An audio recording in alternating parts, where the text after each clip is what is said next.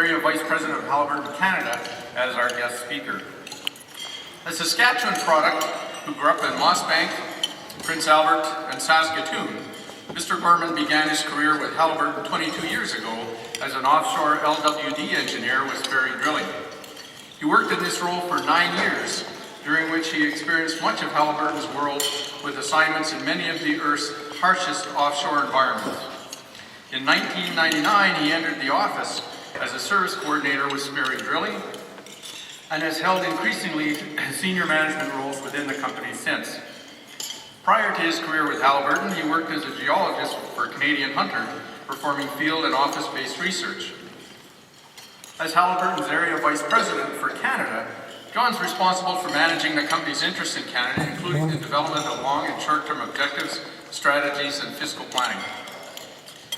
Prior to assuming his current role in January of 2009, Mr. Gorman was Regional Business Development Manager for Halliburton Canada.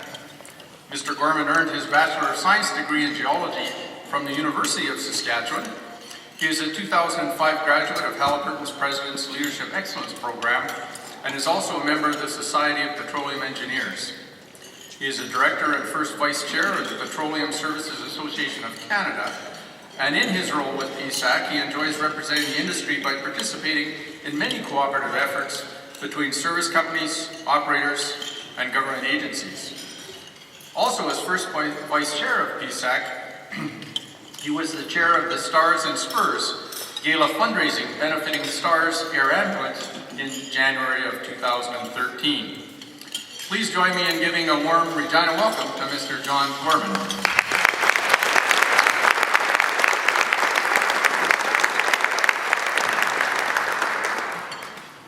That all sounds so official. I'm really just a Ryder fan. I'll get this show on the road. Really want to talk around. First off, I want to bring greetings from Halliburton to the B2B. I always find B2B is easier to say than business, but business. London Expo. I want to thank the local chamber, John, Margaret, have been very helpful, both to me and our local management, Ron Hunter, who's here right now. Have been very instrumental in helping us get settled in Regina. As you've heard, my name is John Gorman, not John Gormley. I am not and never will be a radio broadcaster nor an MLA, even though my mother says I have a great voice and face for radio, but my mother's not very nice to me. I want to thank the City of Regina, the province of Saskatchewan for welcoming with open arms. While it's never easy to make changes, one thing that's certain in business is change. And the wise man once said, if you're not changing, you're standing still. If you're standing still, you're getting passed. Speaking of change, this province is one that's changing, and I can guarantee it's for the better. Your Premier, Brad Wall, a lot of other provinces wish he was their Premier. That's what the greatest honor you can give anybody is to give him that kind of flattery. And one of his ministers, perhaps with the longest title on earth, the minister responsible for energy and natural resources, tourism, Saskatchewan, trade, and Sask Energy Incorporated, Tim McMillan, he is also likewise coveted by other provinces. As my wife Gio and I told Tim and Allie this summer, we'd actually like Tim and Allie to move back to Allie's home province, and maybe they could straighten some stuff out in that province if you know where Allie's from. Please don't tell Premier Clark that I said that. So as the bio states, I did grow up in Saskatchewan. I was actually born in Northern Ireland, but moved to Mossbank, Saskatchewan as a baby. And everything was green in Mossbank. I don't know if you guys know the Lynn family and the South Country Equipment Group, but everything was always green. My first bike was a John Deere bike. Anybody else have a bike that was a John Deere bike? Nobody? Really? Had a flat rubber in the back. The snowmobile had a John Deere snowmobile. Anyway, yeah, I mean, everything's green in Saskatchewan, so pretty amazing. And yes, went to junior high in Prince Albert, and then junior high and high school in Prince Albert, and then went to University of Saskatchewan where both played a little bit of sports, football and rugby, and tried to go to school in my spare time. I did work in the oil and gas industry in Saskatchewan. I spent a lot of time working north of Lloydminster, around the Paradise Hills area, down around Mydale, and then back up a fair bit east of Lloydminster in the Maidstone area as a young MWD and drilling engineer. After that, I did tour around, but no matter where I was always sharing with the riders, and I was always from Saskatchewan, and I think you guys will join me in wishing the riders great luck this year, not only in hosting the Grey Cup, but in winning the darn thing. I went to a presentation with Keon Rambo in Calgary, and he said at the beginning of the year he guaranteed that Calgary, this last year, beginning of the year he guaranteed Calgary would be in the Grey Cup, and I said, well, maybe you should have guaranteed you'd win it, but he didn't think that was funny. Anyway, I have to put this fine print up there, and if any of you guys want to buy Halliburton stock, please go and read that first. And it says that I'm not to blame if you buy it. I'm always bullish about the energy industry, so sometimes people might get crazy and go buy our $50-some stock right now. So how does Canada fit into and the North fit into the world of oil and gas? Well, you hear a lot about the challenges facing Canada's energy industry, and understanding this, we need to realize the global nature of what the problem is. Most countries in the world are looking for security of supply.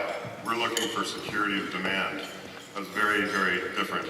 We're sitting on an abundance of oil and gas in Canada. Very few countries in the world can say they have more proven reserves than Canada. We're number 5 for gas, we're number 3 for oil, in a country with 35 million people in it. And really, I'm somewhat skeptical about Venezuela's claim to number 1. Like, you know who that came from, but Chavez isn't here to defend himself anymore, so I can't even make fun of him anymore.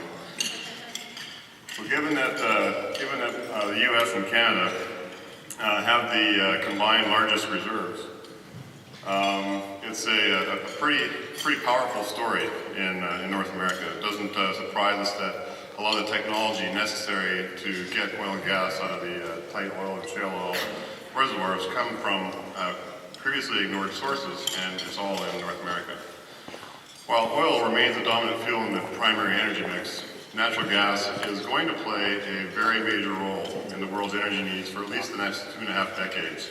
We are not going to be running out of oil and gas anytime soon. In fact, we have probably over 100 years of gas and 1,000 years of oil supply in Canada.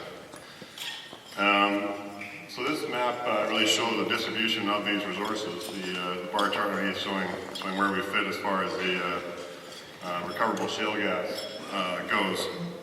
But some key pieces are necessary for us to be able to unlock these resources.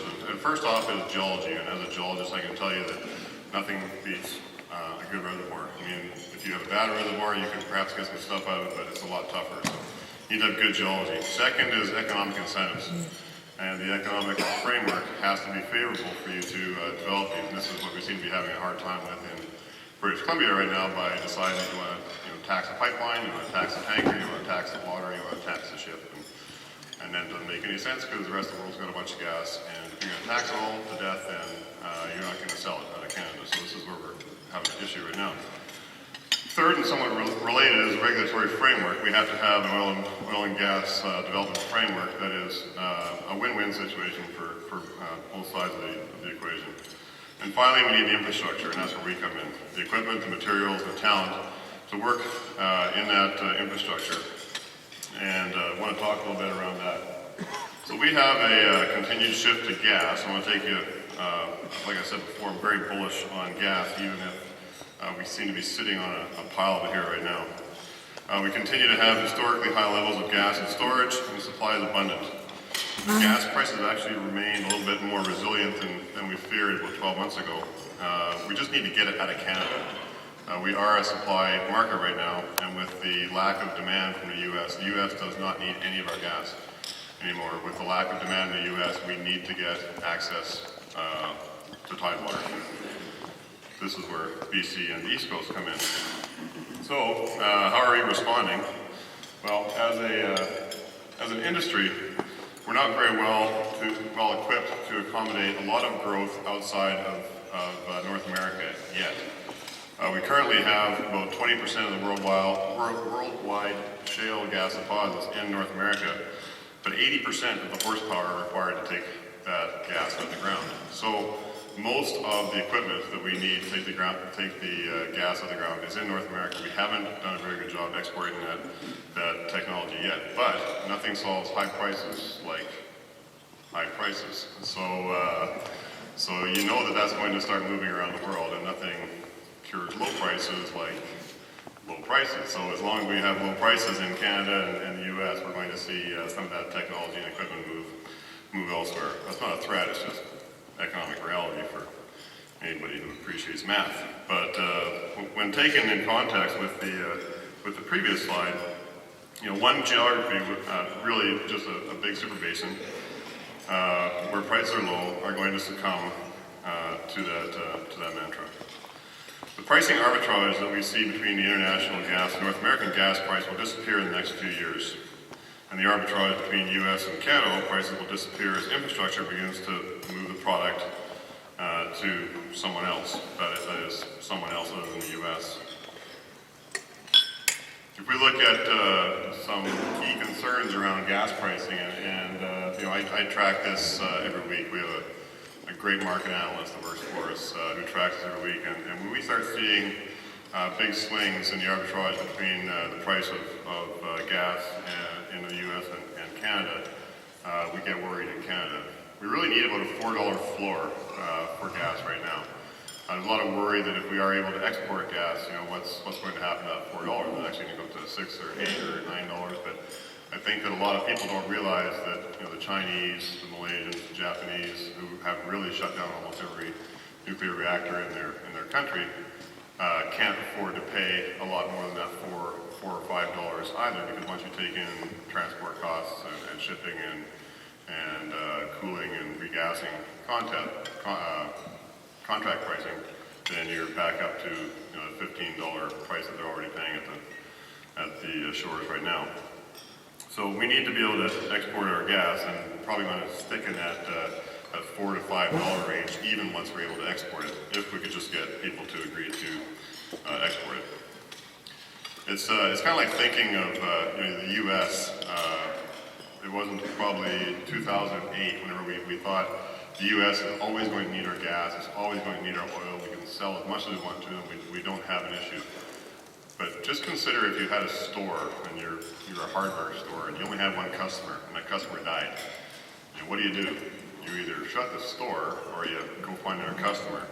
You probably should have found another customer prior to your customer dying, is kind of the point of that.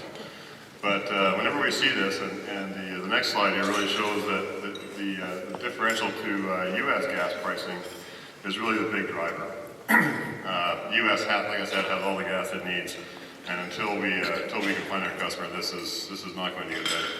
I was really worried there in late September, mid-September, whenever the price of gas was actually under $2 in Canada, and it was over $4 in the US. I thought, oh my goodness, that was heading down so steeply. I thought, if this doesn't stop, we're going to be in a pile of trouble. So, looking at the oil price side of things, the US actually does have a choice here on where they buy their oil from. So in this case, the customer hasn't died. He's just chosen to spend his dining dollars at some other restaurant. I love that analogy, and Thomas Zarkos from Memories is down here, and he offers great food at reasonable prices, yet sometimes people choose to go across the street somewhere on Victoria Avenue and eat at a different restaurant, even if they might only be around for a year or two. It may cost more to go across that street and get less quality food, but they still choose to do it. And that, to me, is how the U.S. is acting right now. The U.S. is choosing to continue to receive a lot of its foreign import oil from countries that don't even like them, like Venezuela, which another guy I can't even make fun of because he's dead now. But if you look at Libya and Venezuela used to be the people you poke fun at, and you can't poke fun anymore. But when you look at Venezuela, that says as much bad stuff as they can about the U.S. every day, yet the U.S. continues to import oil at about a $30 or $40 premium to Canadian oil, which is actually better oil. They continue to import that into the Gulf Coast. Why are they importing it to the Gulf Coast? Because we can't get a 2-foot piece of pipeline built across the border that would get rid of about 1 million barrels a day out of Canada. Yeah, that's another story. But I work for an American company. I'm not saying bad about American politicians, but there's one guy at the top there that's really hurting the oil import side of things from the Canadian perspective. That's all I'm going to say. But we are a resource-based economy, and we're going to have to live with this. We're going to have to live with Canada is always going to have a bit of an arbitrage between the Canadian pricing and U.S. pricing. But we are an export economy, and we have to remember that. I mean, we're resource-based. We export more than we import. We export. Look in Saskatchewan alone: potash, gold, uranium, trees. Where's the number one consumer of crown oil? This is actually, I'm stealing this from Gary Dewar. What's that, sorry? No, it's not actually Manitoba. Texas is actually the world's largest consumer of crown oil. It'd be easier to build a crown oil pipeline to Texas than it would be to build the XL pipeline. And Lori, I did actually have the crown oil at the hotel last night. So if you look at some quick facts just around Halliburton, how Halliburton fits into this whole equation. You know, Halliburton's always growing. We've got around 70,000 employees operating in over 80 countries. We've added a second corporate head office in Dubai to be the center for our Eastern Hemisphere operations. We've diversified our manufacturing and research centers by relocating or opening new facilities around the world. And if you thought everything was designed in North America, it's not. I mean, we have 15 major research centers around the world that are strategically placed so that we can get the technology in the right hands in the shortest amount of time. And as we grow that business model, we help grow those economies in other countries. And just to give you an idea of where we're building some of these that may end up scaring you is in Singapore, Pune, India, Malaysia, Beijing, Saudi Arabia, and Tehran, and Tewkesbury, which is in the UK. Brazil's a very difficult place to import-export tools. We have to build a lot of our own down there. But when we do that, we're actually helping those countries get their tools built closer to home and get competitive with North American gas at the same time. So as you can see here around this wheel, of these product lines that Halliburton has on this, we have about 10 of them active in Canada. Most of our PSLs are organically grown every year, but we do a lot of acquisitions that will either supplement the current technology within a product line or add an entire product line, as in the case of Multichem, a chemical company that we added 2 years ago now. Actually, almost exactly 2 years ago. I think it was October 3rd, 2011. A lot of our customers will buy from us, and they'll buy one product line worth of services. But more and more, we see a lot of these customers that will try to find ways to integrate different product lines onto a job, so they can then make a much more efficient operation where we can run similar supervision. It's better coordination and planning. Better science goes into the downhole, and better science on the completion side. So you look at where Halliburton came from. We're almost 100 years old now. Earl P. Halliburton started this company with a keen eye on the cementing side of things, with a horse and buggy, and essentially mixing cement in the back of a buggy. Through the years, we've increased our leadership in the cementing business, but also have leading positions in fracturing and pumping, and are constantly developing and applying industry-changing technology consistently through the years. As you can see on this slide, in 1965, we introduced the Oilfield Services first computer network system. And long ago, we've been known as a North American-centric company. I've been trying to tell you, we're losing that stigma that's attached to us now. we knew our future was going to be tied to growth. So in the 80s, we started to dramatically grow around a significant international presence. That effort culminated in 2006 when we opened our second corporate headquarters in Dubai. About 50% of our business is now in the Eastern Hemisphere. In the 90s, we kicked off a major acquisition push, acquiring, among others, me in the dresser industries acquisition, which is what was the Sperry Drilling Services product line was within that. And then we added a number of other businesses into that.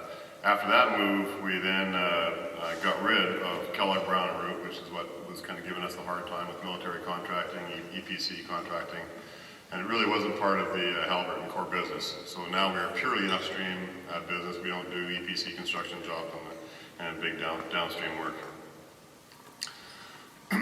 So what drives Halliburton every day? There are three strategic market drivers, first being unconventional, second being deep water, and the third being mature fields. Obviously not a lot of deep water in Saskatchewan, so we can kind of skip talking about that too much, but that was my background, and I'll tell you there's nowhere better to learn the business than to essentially be in a floating jail that you have to learn, and you have to become the best at your field, or else you don't stay employed very long. So we invest regardless of the cycle. We have a lot of investors that in 2008, going into 2009, during the massive downturn, were critical of Halliburton's decision to continue to build pumping equipment during the downturn. We saw that it was going to be a short downturn, so we said, okay, whatever else is turning down, we'll take, and we will grow that share. So the following 2 years, in 2010 and 11, were the largest ever growth in Halliburton's history. But we definitely decided that it's in your best interest to manufacture in a downturn. We are an original equipment manufacturer, so it's a little bit different situation as well. I mean, we have to buy a lot of 2,000 horsepower Caterpillar engines, but other than that, we can control the manufacturing business, which is largely based around rolling stock. If you look at Halliburton globally, we have 92% nationalized workforces. In Canada, we're at 99%. Canada is a great development spot for a lot of people in the world. In Halliburton, we have around 2,000 employees that work for the company, but we also have 250 employees that are regularly commuting in and out of Canada to go work elsewhere in the world. I don't know if you guys travel a lot, but any corner of the world I've ever been, under any rock, I've always found a Canadian. Canadians are the best travelers. It's just amazing. We're really happy to be in Saskatchewan. Jordan and Tabitha and Steve, Steve must have gone to the doctor's appointment. He's left. But Jordan and Tabitha really helped us out with supporting the riders this year and getting Halliburton into Regina. It's been a real pleasure to work with the riders. We have about 120 people in Regina. We're trying to grow that to around 250. We currently have three frac crews and 3 coil crews that work out here, but we're going to grow that as much as we can. So if you know somebody looking for a career move, have them talk to Jimmy or Ron. And I know there's nobody out of work in Saskatchewan, so I've found that out. But so if somebody's looking for a career change, let them know that we're hiring. And we also hire ex-riders. So I see Drew's here as well. So But Eddie Davis, he's a great story. I first met Eddie at a Stampede event in 2010 in Calgary. He was living in Calgary, and his wife actually worked in the building that we're in.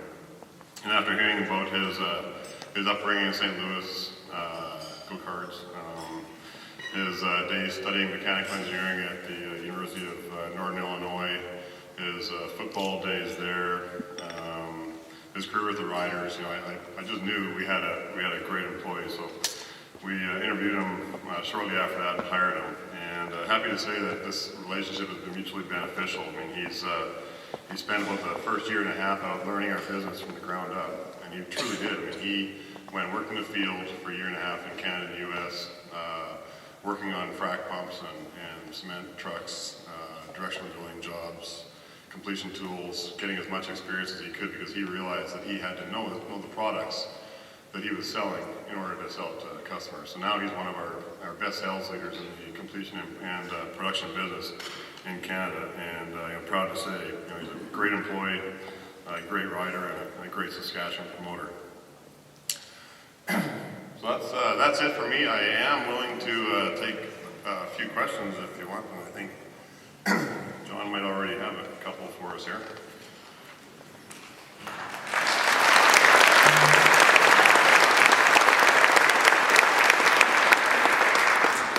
I think you might have expected this question. How is the situation in Eastern Canada regarding fracking going to affect the industry?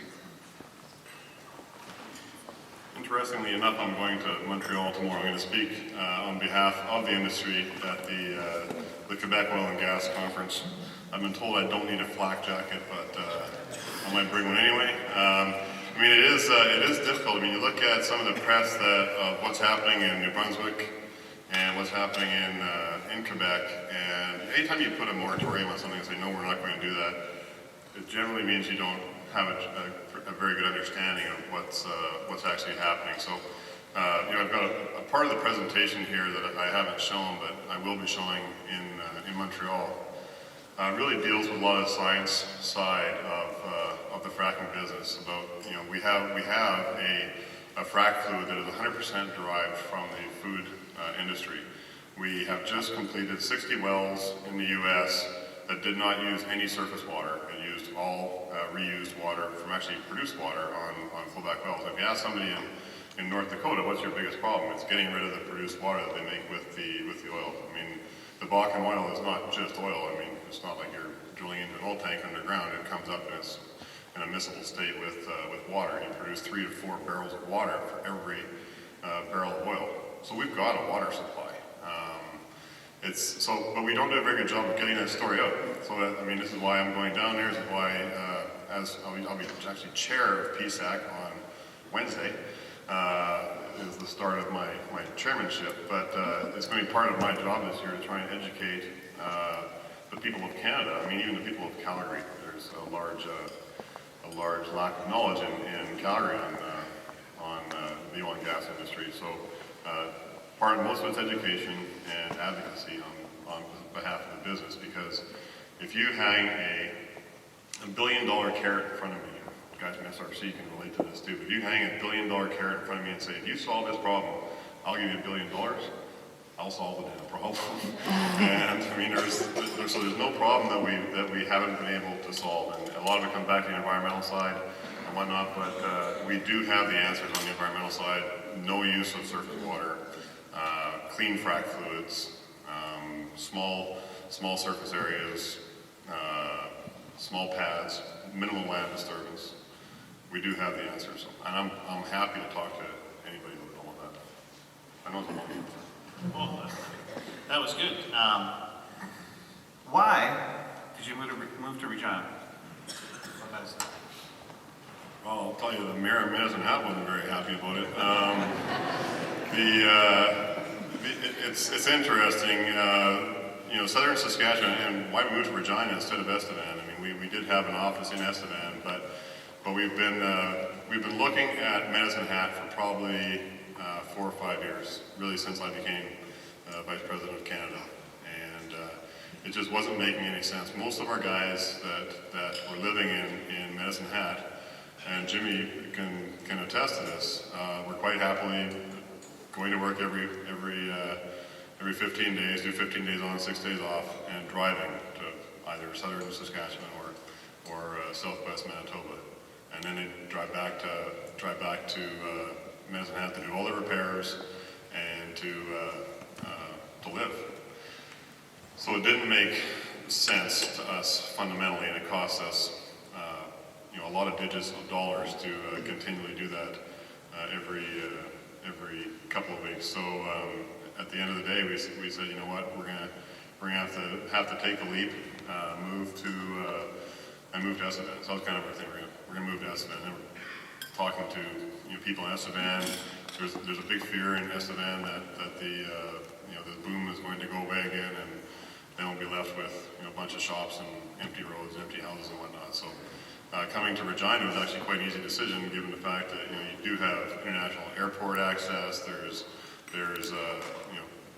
hotels that aren't full every day of the year. The infrastructure for dealing with mechanical repairs and whatnot is there. And we were lucky enough to find the old Watson tractor facility that the South Country equipment people were moving out of. So we jumped on it, and that was kind of the end of the story. But happy to be here. And it wasn't very popular. Well, it's very popular here. There are certain TV shows that have been aired on more than one occasion here that talk about the fracking experience in the United States and paint a pretty disturbing sort of picture in terms of the industry. And yet, I know that I've had some conversations, in fact, with some of your people, that this really isn't a proper depiction of what is really going on out there. Can you care to comment on that? Yeah, I mean, there's obviously Gasland 1 and Gasland 2, or as I call them, my two favorite sitcoms, were very popular. The EPA has actually disproven every single statement that Josh Fox made in both those movies. And they are there to protect the environment. One of the big things that Josh Fox was pushing was the town of Burning Springs. I think it was Pennsylvania, it could have been New York, but in Burning Springs, he said, "Why is the water on fire?" And the locals said, "Doofus, it's called Burning Springs. It's been called Burning Springs for 200 years. The Indians called it Burning Springs." I don't know what the native word is for it, but they didn't get that name from fracking. One of the things that happens whenever you dewater a coal seam, coal's a great filter. So when you dewater coal, you depressurize it. As you depressurize it, the gas it's full of methane gas. The gas can depressurize. It happens in Saskatchewan, North Dakota, Montana as well. I mean, a lot of CDM wells that have stopped being drilled because they were releasing a lot of gas, depressurizing the coal seams, and thus creating gas issues inside the coal. But if you look at the Marcellus and the Utica, which is what is being raised a lot in the Gasland movies, and there's actually a movie called Frack Nation. If you want to see actually kind of the debunking of Gasland, watch Frack Nation, which is a guy by the name of Phelim McIntyre. He's an Irish documentary maker who has absolutely zero interest in the oil and gas industry. He went through and actually talked to the locals that were the silent majority, and found that in fact they're largely in favor of the oil and gas industry being there. Actually, one of the biggest problems that we have right now in the U.S. is the success of the drilling programs in the Marcellus and the Utica, because you're right near the Northeast, the U.S. Northeast, and that's the biggest draw on natural gas in North America.